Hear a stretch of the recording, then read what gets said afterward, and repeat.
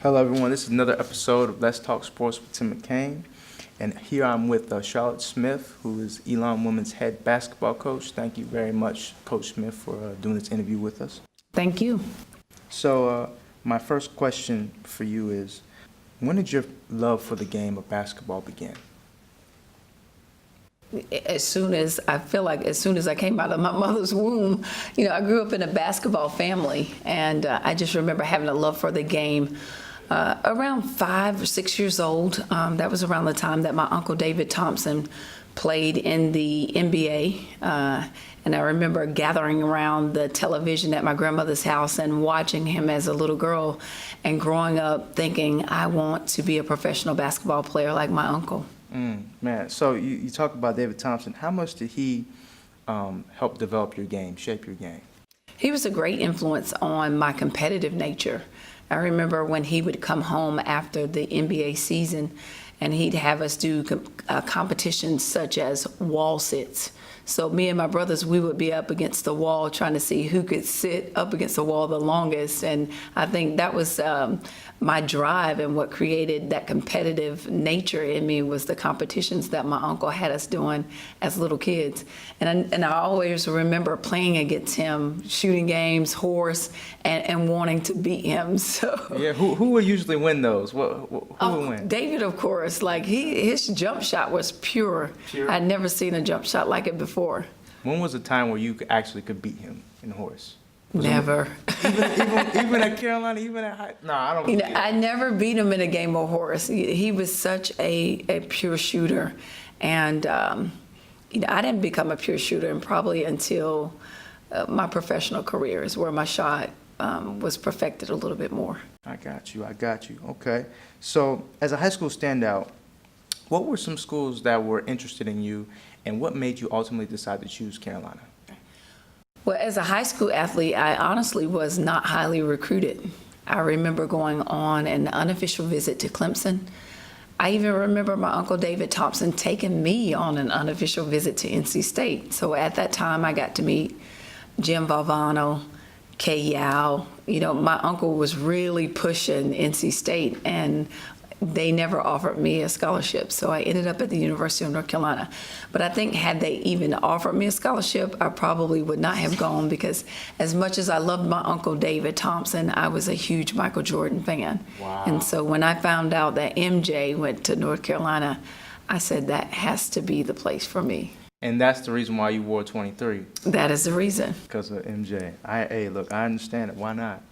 So my next question was, you had an incredible college career at Carolina, including winning the National Player of the Year award in '95. What was it like for you playing that season and ultimately winning that award? It was a season of just professing what we believed in becoming national champions. It was one of those seasons where we knew we had the tools, especially when we added the addition of Marion Jones to our team. We just knew we had the pieces to become national champions that year.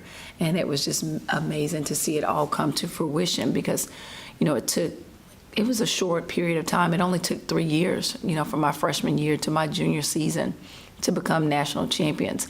And that was the year where we really made a serious commitment to be the best that we could be. Off the court, we wanted to make sure that we were getting the proper rest, so everybody was really locked in on becoming national champions that year. I got you. So you also were a part of the ACC's anniversary team. You also were ranked the top 10th player in ACC women's history.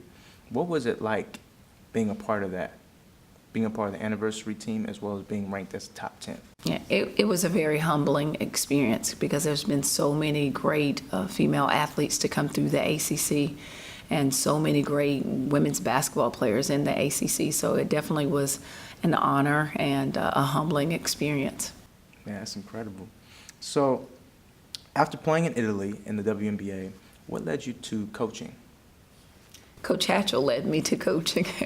When there was a spot that came open on her staff in 2000, and she called me about it. And the first time that she offered me a coaching position, I turned her down, because I was like, I don't think coaching is for me. And so 2 years later, the spot became available again. and my professional career was winding down, and I was really unsure of what I wanted to do beyond professional sports. And so I didn't know whether or not I really wanted to coach, but I said the only way to find out is to give it a try.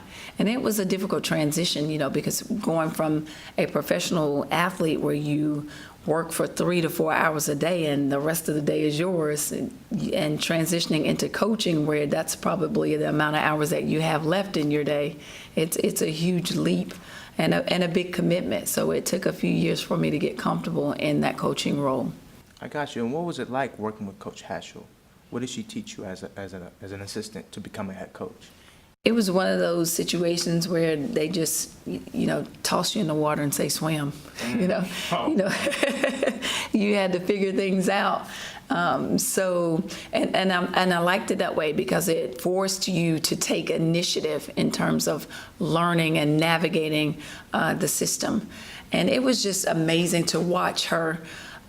Just her fluidity in running a well-oiled machine with that program. She taught me the importance of relationships and leading her staff, mentoring her staff, and just not getting too big, not getting too high, always staying humble and doing the little things that make your program work. Like this was a lady that would carry posters in the back of her vehicle and hand them out to people.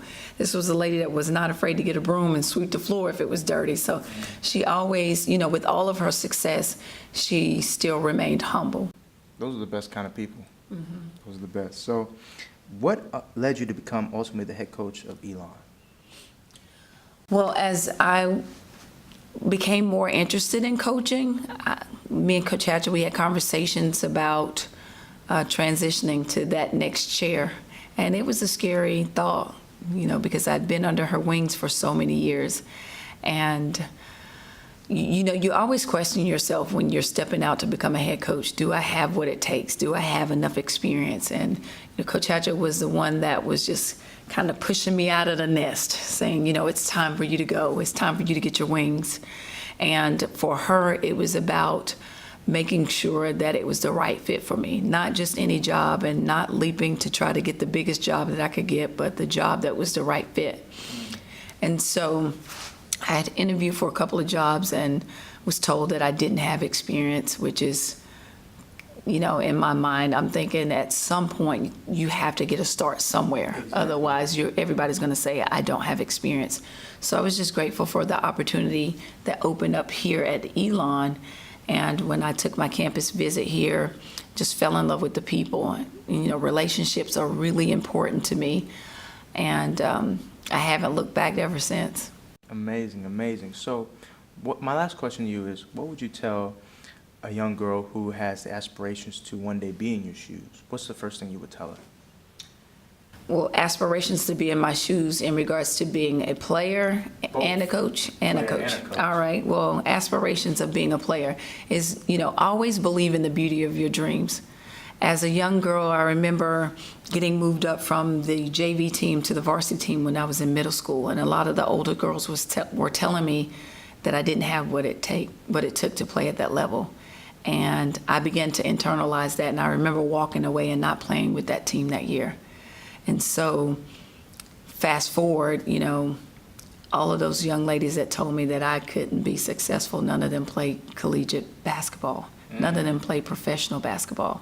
So you always have to listen to your voice of truth and believe in who you are and never give up.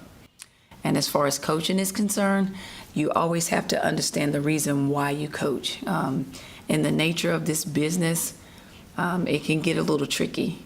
And the thing is you have to stay focused on what's most important, and that's the young people that you have been empowered to inspire. And that's why we do what we do as coaches. Incredible. Well, Coach Smith, thank you very much for joining me in this interview. Have a great day. Thank you. Marking out instruction. Here comes Lawrence. Feeds inside. Outside. Charlotte Smith. Three-pointer on the way. It is good! Good! Heels are the national champions.